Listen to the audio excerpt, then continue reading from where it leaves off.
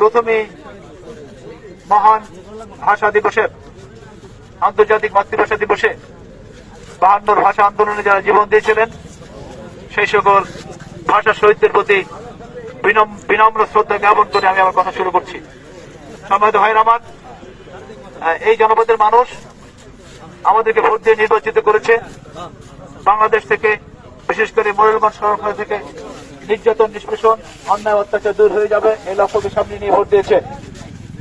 সুতরাং আমি দায়িত্বহীনভাবে আপনাদের মাধ্যমে, সাংবাদিক বন্ধুদের মাধ্যমে আমি জানিয়ে দিতে চাই, আজ থেকে মোরেলগঞ্জ শরণখোলাকে আমরা মাদক, চাঁদাবাজ, লুটপাট, সন্ত্রাস এবং ইফটিজিং এর বিরুদ্ধে জিরো টলারেন্স ঘোষণা করলাম।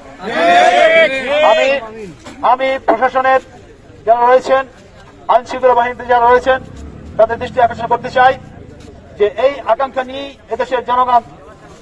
এদেশের জনগণ রাষ্ট্র প্রতিষ্ঠা করেছেন এবং নির্বাচনের মাধ্যমে একটি সরকার প্রতিষ্ঠা করেছেন।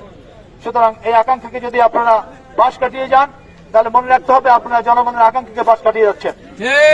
সুতরাং এই আকাঙ্ক্ষার বাংলাদেশ প্রতিষ্ঠা, জনমত প্রতিষ্ঠা, আইন শৃঙ্খলাকে সুষ্ঠু রাখা, মানুষের জীবন সম্পদ এবং ইজ্জতকে নিরাপদ রাখা, এটা হলো আপনাদের প্রথম এবং প্রধানতম দায়িত্ব।